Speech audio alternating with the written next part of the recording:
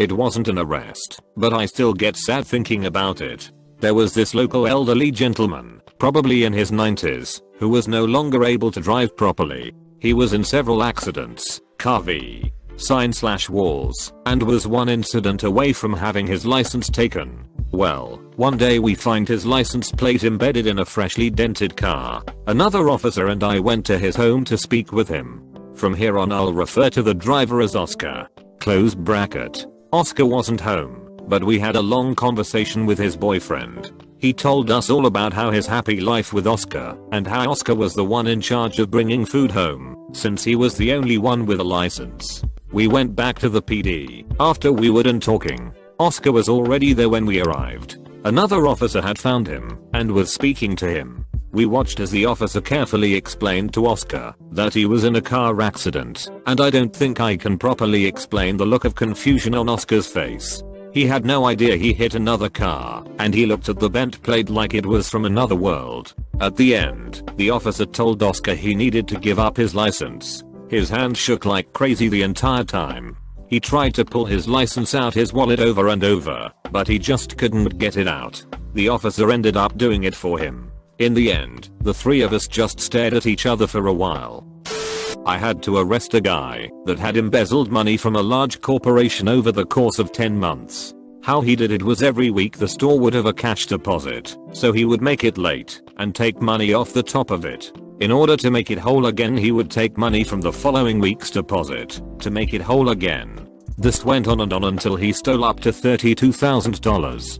So when I arrived to the storefront to arrest him, the store's asset protection agent was telling me how he made up this story about his daughter was sick and how he was using the money for hospital bills and he was gonna pay it back. So course I think, wow, that's a really sad story, but maybe he was just trying to get away with it. Well, when I walk up to him, he stands up and puts his arms behind his back, so I cuff him.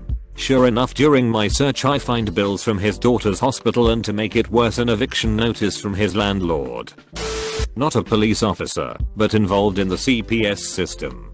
Police were called to an apartment by a relative of the occupant. She could hear the two young children inside, but could not reach their mother and the kids wouldn't open the door. Neighbors had reported the children were often left to play alone on the playground, sometimes for hours at a time. The police opened the door to find a 2-year-old and 9-month-old home alone. The state of their diapers indicated they had been unchanged in over 24 hours. There was no visible food that the 2-year-old had access to, and clearly nothing for the 9-month-old. There were cleaning chemicals that had been spilled in the bathroom. The children were put into protective care. The mother returned to the apartment 36 hours after the police intervened and was arrested. Mother refused to meet with her court-ordered attorney, refused all services, counseling, rent assistance, etc., and did not attend any hearings. After 18 months in the care of a responsible family member, the mother's rights were terminated. As someone who isn't a social worker, the story of these kids kind of messed me up for a little bit.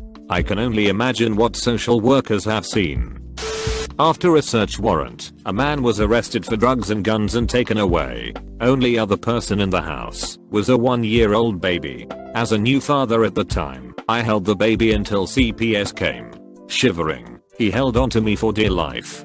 He was wearing only a dirty diaper, with no other diapers in the house. No food in the fridge. I cleaned him up and wrapped him in a towel. No blankets in the house. I almost started crying. My uncle is a cop. He arrested a 15-year-old girl for killing her bully. The bully was a 16-year-old girl who insulted/beat this girl every day, but used to be friends with her. The 15-year-old attacked her with a razor blade and hid the body in an abandoned well under the floor at her house. Needless to say, since life isn't a movie, the body was found a week later by cops, who heard the 16-year-old chase the 15-year-old home from school. Full story, and why the court decided to not go easy on her was it wasn't just self-defense. The 15-year-old successfully knocked out the 16-year-old with a blunt object in the backyard, dragged her to the basement possibly in a tarp, and then, up to an hour later without calling 911, took a disposable razor from a toolbox and proceeded to stab the unconscious 16-year-old in the stomach a few times. was embedded with cops as a public radio producer 3 years ago, so I got her to see a bunch of pretty sad arrests. The highlights. Guy got dumped by his girlfriend, so he called the cops and claimed she was suicidal. They showed up, and she had the choice of either being carted off to a hospital for psyche eval or being taken into protective custody. Woman cornered and beat the shit out of another woman in a 7-Eleven parking lot over the attention of a used car mechanic who hit on one of them while waiting in line at a Dollar Tree. Older guy, 50s/60s, was arrested after showing up at an apartment and using one of his crutches to smash in a window to gain entry. Turns out he had been released from the local jail that afternoon, tried to go back to his last apartment, only to find out other people were living there, and then smash the window out. His release papers were in his back pocket when he was searched. I know cops get a lot of shit, and rightfully so in some cases, but man, they have to deal with a metric crap ton of bummers. I have finally found an opportunity to tell this story. So a few years ago, I got a call at a scatter park about some kids who were smoking weed. Age was never specified, but when I got there, my partner waited in the car and I looked around until I picked up a funky smell in the air and managed to follow it to behind a little shed at the park. Behind it were 4 little kids, passing a bag around, huffing whatever was inside. I mean little kids, like 7/8/9. 2 of them ran off as soon as they saw me approach. The 2 that were left looked really ragged, beaten up, smelled like they hadn't showered in weeks, and you could tell from their faces how fucked up they were on whatever it was that they were huffing. I called my partner over, since I saw and confirmed that one of the kids had a knife on him, although clearly too fucked up to use it. I honestly froze and teared up a little bit, looking at these children who were probably homeless or didn't have a good home to go to at all, looking up at me with their doped up deer in the headlights look on their faces. My partner was the one who took them away, while I picked up the bag out of curiosity to see what it was that was in that brown paper bag. I'll never forget what I saw that day. It was really saddening, and it honestly brings back some tears writing this out now. In that bag was the serious tag that op forgot. Cop for 20 years. Was Christmas and I was driving down the street when I see a car blow a red light pretty bad. Stop the car and it's a single mom with 2 kids, about 6 and 8. It's obvious they don't have a lot of money. Mom has a felony no bail warrant. So I take mom and book her into jail, and her kids got to go with CPS. On Christmas morning. A Christmas hasn't gone by in 18 years there I don't think about that car stop and how that family, both mom and kids, is today. I worked in EMS and a cop told me this story. They get a call for someone being drunk and disorderly. He was naked and running around a hotel pool area, screaming. Since he was clearly not in his right mind, they got an ambulance to rule out whether this was drugs or psychosis, diabetes, etc. In the ambulance, the guy suddenly became more coherent and explained that the last thing he remembered was going to a restaurant to meet a man he'd connected with online. Then, he woke up in a strange hotel room, naked, and with injuries indicating sexual assault. The date had spiked his drink with a chemical that causes amnesia going back before you even ingest it, then raped him. When he woke up, his panic/horrified reactions got the police called. The cop said it was a valuable lesson in the fine line between suspect and victim. Not a cop but a witness. Used to work at a movie rental shop. Some guy walks and goes around to each section acting casual. I see him pocket a movie and tell the owner. The owner tackles the guy as he is running out the door. If anyone doesn't understand them, a rental copy is licensed differently and cost $300, or at least it did back then, which made this guy's theft a felony. If he had stolen the for sale copy would have been a lower crime, since it's only valued at $20. Was this idiot's 3rd felony, which made it 20 to 25 years. Imagine being this guy in prison. So what you in for? Quintessential note, I'm not a cop, but that said, I work alongside our city's police department in response to medical emergencies, and one arrest I saw has always stuck with me as a little bizarre and a little sad. We were dispatched to an injury from a fall and arrived at an outlying strip mall Taco Bell parking lot to treat a really chipper and loud 20-something woman who was supine, stargazing almost, chatting with the police. She was a known entity, one of the young local heroin addicts with a record of quite a few encounters, though this was my first time meeting her. As the story goes, somehow she was evading the police and tumbled down a steep embankment, waded across a derelict dried canal, and realized in the adjoining parking lot that she was injured. It was an easy transport, noteworthy to me because of how chatty and chipper she remained through the encounter. She joked with the police officer about nearly getting away, and they compared it to prior pursuits they'd had together. Had to arrest a guy because his ex-wife reported him for domestic abuse falsely over divorce/money disagreement. So she rolled up in a new car to point his location to us, and this guy was already paying half of his salary in child support and living in a dump. So eventually they started arguing, and she was, "I don't care if it is not true, I'm gonna drag you to court until you pay for everything."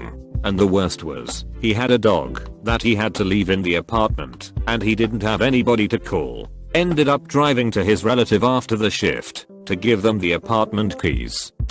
Not a cop, but used to work at a halfway house. This one felon was particularly nice, just was glad to be out of jail and get out into the world again. He wasn't allowed any vacations or visits for 6 months, but got granted a vacation for Christmas who he wasn't able to see in over a year. He was anticipating this, so was working his butt off to try and afford presents for his little girl, as most of his paycheck was going to the state. On Christmas Eve we were doing checks on him, making sure he was at his house, and his little girl, 627, answered the phone. We asked if Bob was around, and she said no, he was at the casino. We had to call his PO and my boss, and they told us to go get him. He called back within prob 5 minutes and said he was at the house the whole time. When we went to grab him, he said that his brother, named Rob, was the one at the casino, and it was misunderstanding. His brother Rob was there as well, and showed me his receipts that it was in fact him. I tried to call my boss, but it was already too late. Bob clutched his daughter and started crying and said, "Sorry, I can't be around for Christmas Day to see all your presents, but Santa is coming. He told me so." Yeah, I cried later that night. Not the one doing the arresting, just a witness to the slow motion disaster. At the VA hospital, a vet drove himself in with crushing chest pain. Of course he didn't call 911. They never want to ask for help. Once he got to the ER, it was clear, based on his EKG, he was having a massive heart attack. So he gets whisked away by the cardiologists to have some stents put in his coronaries. At some point during the commotion, he realizes his legally owned, fully licensed concealed weapon is in his jacket. Needless to say, as he was dying of his heart attack, it wasn't at the top of his to-do list to empty his pockets before leaving the house. He alerted the nurse immediately and asked her to have an officer come and secure it. A few hours after he made it back to his room to recover, one of the junior officers shows up with a summons and a ticket for $2,500. He apologized to the old guy and said he hadn't wanted to do it. The supervisor made him, but didn't have the guts to do it himself. The patient was in tears. He'd been saving what little he could to help his daughter move closer so he could help take care of the new grandbaby. Patients immediately post heart attack generally don't benefit from this kind of added stress. Friend's dad is a retired detective. Not sure why he did, but one evening when my friends and I went over for a BBQ, he joined us and was a bit drunk and told us a story of how he and his partner responded to a home invasion crime scene in a more affluent middle-class suburb. Father and 2 young kids all brutally bludgeoned to death with a baseball bat. The house wasn't even ransacked, and the only thing stolen was a big screen TV and a video game console. They eventually caught the 2 perps as they were still fleeing on the streets with carrying the big screen TV in public. Both were 19 to 20-year-olds. They eventually confessed that they just want the TV and video game console, when they would often see the kids playing it on through big opened living room window when they walked by the neighborhood, and decided to kill them to not leave witnesses. The worst thing he told us was, less than an hour after the crime scene was taped off, the wife came home in a taxi after being away for a week on a business trip to find crime scene tape, police cars and coroner vehicles surrounding her house. Another worst part was, that was supposedly his last month on the job before retiring. I work at a juvenile detention facility. Basically my place is like the county jail for 18 and under, sometimes up to 21. It's a shame when kids come in and have been beat up by their parents or others. Even worse when they come in with no shoes or no shirt. Really sad when it's both, which is more frequent than I care to say. I'm sure it's pretty sad when a police officer has to go arrest a kid who has surely been beaten and neglected. Like the kid has no chance, was never taught anything right. Makes me really sad and really pissed. I once had to arrest a young woman for assaulting her boyfriend. They had been drinking in a pub all day because she had terminal bowel cancer and lashed out at him for trying to help her cope. She refused his support and later tried to throw her colostomy bag at me. That was interesting. I've been working with law enforcement off and on for over a decade, but was never a licensed peace officer. A police chief in a suburban town got a call from one of his rookies who had responded to a call about a full-term fetus being found by the family dog in a burlap sack in the backyard. The teenagers of the house, who were brother and sister, had a child together, concealed the pregnancy, and immediately buried it after it was born, hiding all of this from the parents. When the dog found the buried fetus, the parents called the police. The rookie officer had to confirm that there was indeed a fetus in the sack but couldn't. He called his chief, begging him to come and confirm. The chief did and took the teenagers to jail. It still haunts them both.